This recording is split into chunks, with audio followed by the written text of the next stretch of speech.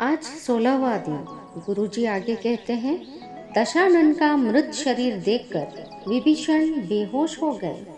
होश में आने पर जब वे आत्मघात का प्रयास करने लगे तो राम ने उन्हें मुश्किल से संभाला। नीति न्याय की बात पर भाई का भाई से विरोध अवश्य हो गया था, पर विभीषण के हृदय में रावण के प्रति राग अभी भी विद्यमान था। कुछ देर पहले जो भाई दूसरे भाई पर आक्रमण करने को तैयार था, वही अब उसकी मौत सहन न कर सका। राग की विचित्रता ही ऐसी है कि कब कौन सा रूप धारण कर ले कहा नहीं जा सकता। दशानन के दाह संस्कार के पूर्व भानुकर्ण, इंद्रजीत और मेघनाथ को छोड़ दिया गया। यह सुनकर भामंडल बहुत परेशान थी। वे सोच रहे थे कि विभीषण भाई की मौत का सदमा वैसे ही बर्दाश्त नहीं कर पाए हैं, और अब यदि भाभियों को बिलखता और भानुकर्ण आदि की दुर्दशा देखकर उनका मन डोल उठा और वे विद्रोह कर उठे तो संभाले नहीं संभलेंगे।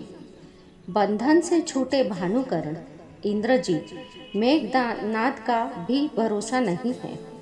अतः बहुत सोचने के पश्चात मंत्रियों से विचार विमर्श कर सिपाहियों को इनकी निगरानी का आदेश दिया गया।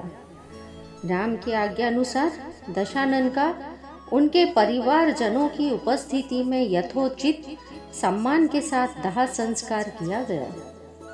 दाह संस्कार के पश्चात जब सभी शांत हो गए, तब लक्ष्मण ने भानुकर्णादि से कहा कि आप पहले की तरह ही भोगोपभोग करते हुए आनंद से रहिए।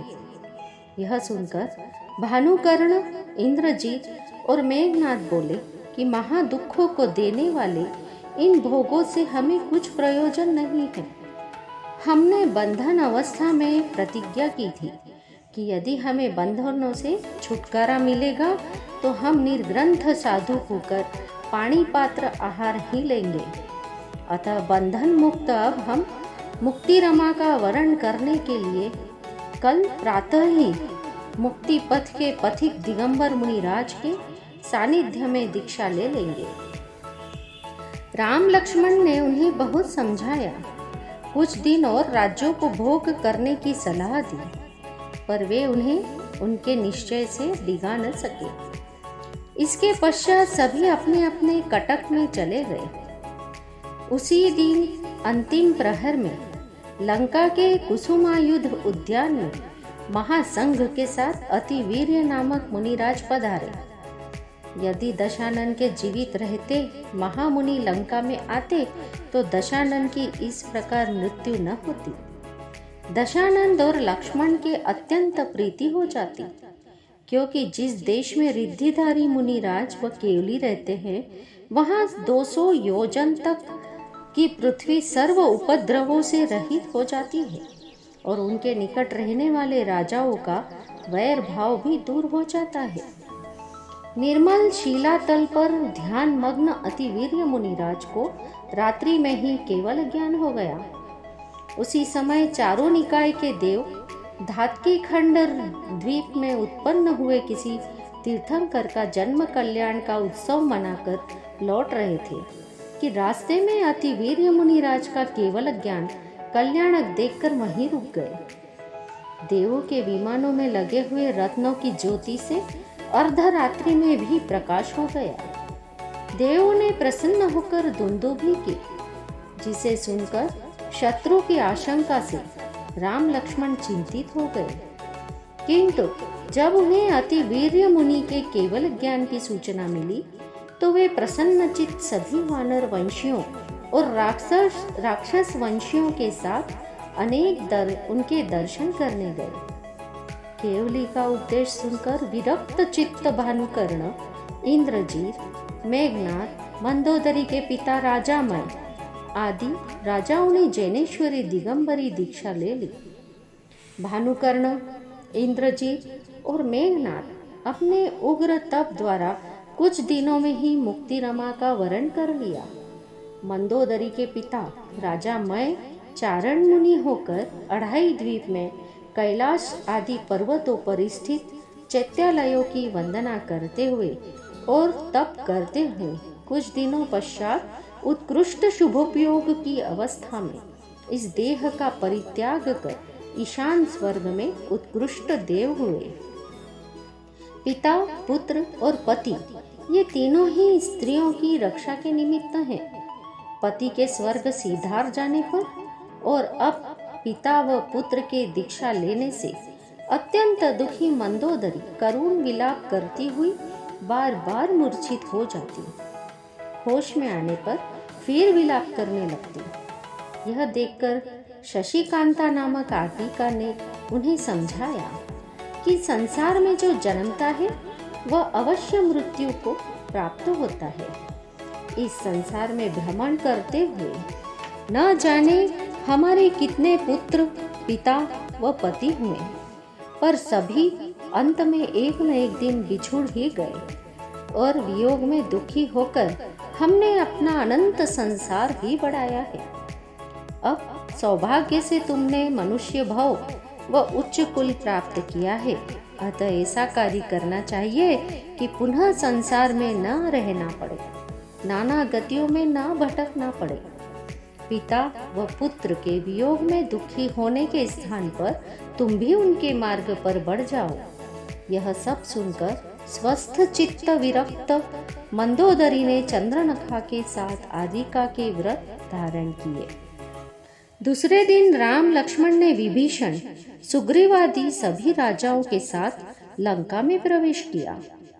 उन्हें झरोके से देखते हुए लंका के नर नारी उनके रूप पर मुग्ध हो गए, उनकी वीरता की प्रशंसा करने लगे। कुछ दूर जाने पर राम ने एक स्त्री से सीता का पता पूछा और उस दिशा में आगे बढ़ गए। सीता को जब राम के आने की सूचना मिली तो सीता हर्ष से रोमांचित हो गई। उनकी प्रसन्नता का पारावार नहीं था। जिस पति से मिलने की आशा तो दूर, उनके जीवन पर ही जिसे संदेह हो गया था, उन्हीं के समीप आने पर उनका मन मयूर नाच उठा। धीरे धीरे राम सीता के समीप आए, फिर लक्ष्मण आए। उन्हें देखकर सीता ने कहा कि महाज्ञान के धारक निर्ग्रंथ मुनियों ने जैसा कहा था, तुमने वैसा ही उच्च पद प्राप्त किया है। अब तुमने चक्र चिन्हित राज्य और नारायण पद को प्राप्त कर लिया है।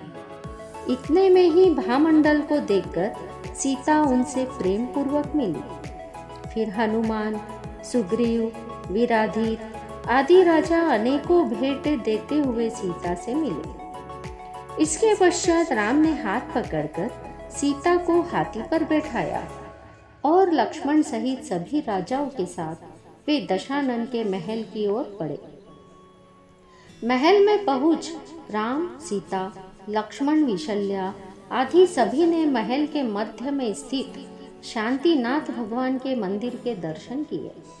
जब तक ये सभी दर्शन कर रहे थे, तब तक विभीषण ने महल में जाकर दशानन के दादा सुमाली और माल्यवान तथा पिता रत्नश्रवा आदि परिवारजनों को सांत्वना दी। फिर अपने महल में आकर अपनी 1000 रानियों के प्रमुख विदग्धा नामक रानी को राम, लक्ष्मण व सीता आदि को निमंत्रण देने के लिए भेजा। जब राम, लक्ष्मण व सीता आदि विभीषण के महल में पहुंचे तो उनका वहां बहुत स्वागत हुआ। उसके पश्चात स्नान आदि से निवृत्त होकर वे विभीषण के महल में स्थित पद्म रागमणि निर्मित पद्म प्रभा भगवान के मंदिर में दर्शन करने गए। वहां से लौटकर बहुत दिनों पश्चात रुचि पूर्वक उन्होंने स्वादिष्ट भोजन ग्रहण किया। बहुत दिनों के विरह के पश्चात मिले हुए राम और सीता के दिन वहां सुख पूर्वक व्यतीत होने लगे।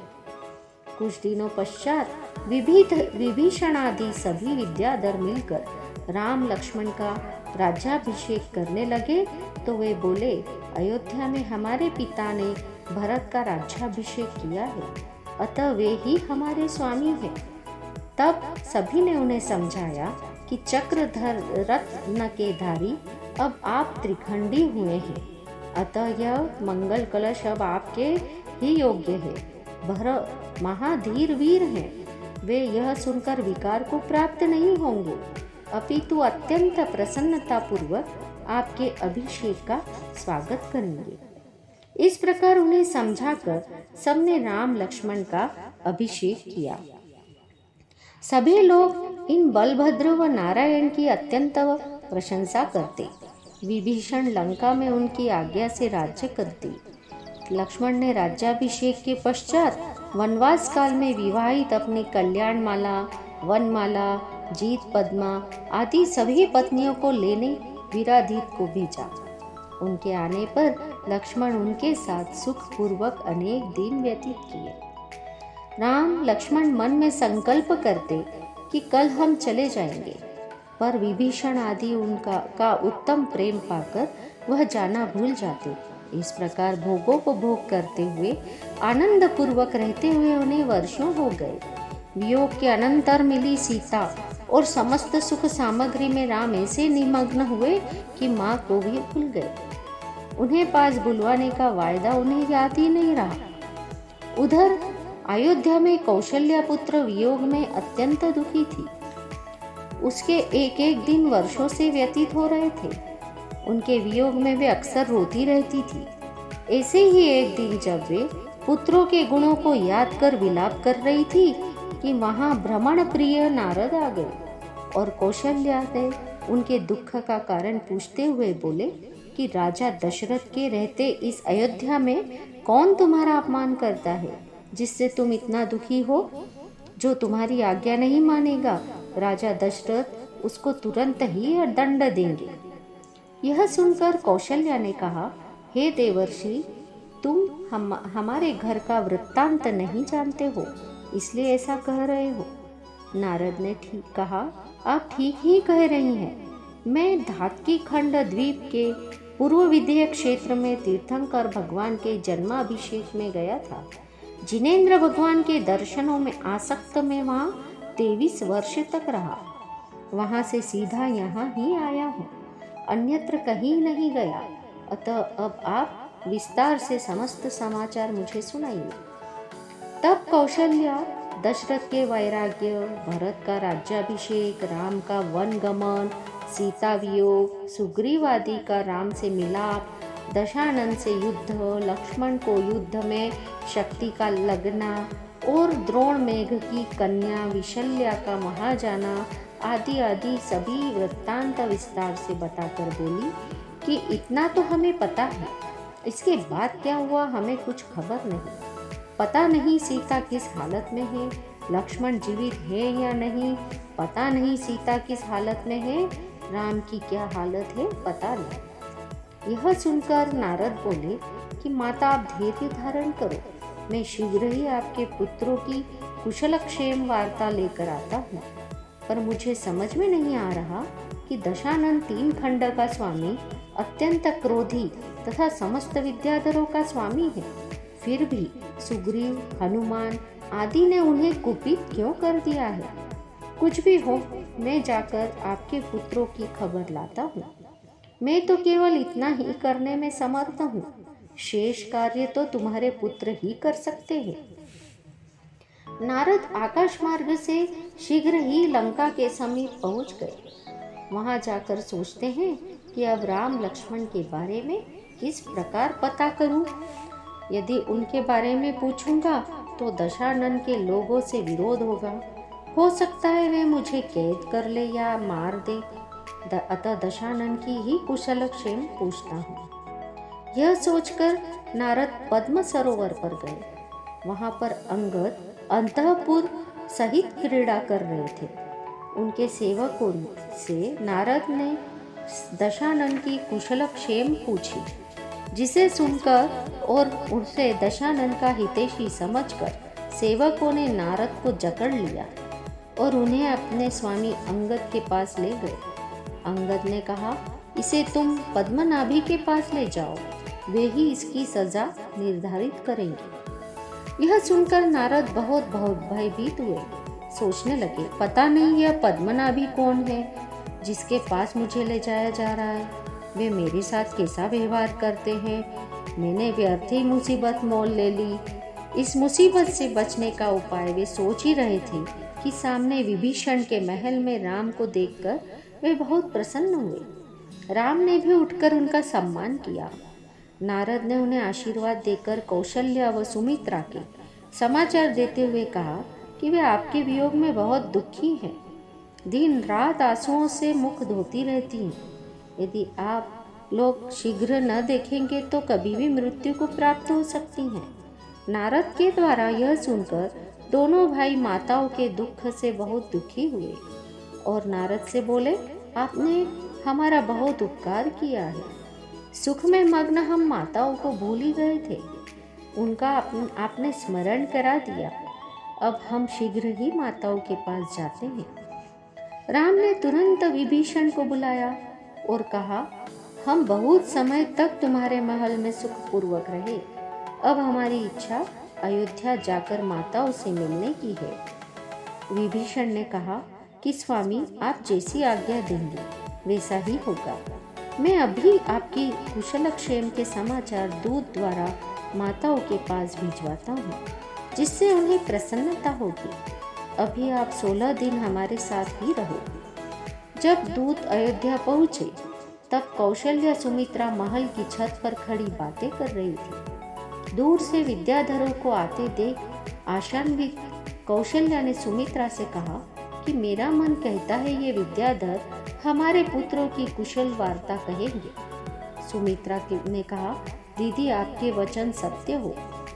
वे विद्याधर पुष्पों की वर्षा करते हुए राजा भरत के पास गए तथा कहा, लक्ष्मण को चक्र रत्न प्रकट होते ही नारायण का पद व राम को बलदेव का पद प्राप्त हुआ है। लक्ष्मण के द्वारा दशानन मारा गया और दोनों भाइयों को भरत क्षेत्र का उत्कृष्ट स्वामित्व प्राप्त हो गया है।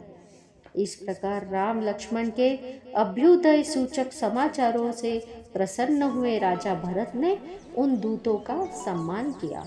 फिर उन्हें लेकर माताओं के पास गए। माताओं के मन को प्रसन्न करने वाले समाचार सुनकर वे दूत अयोध्या में रत्नों की वर्षा करने लगे।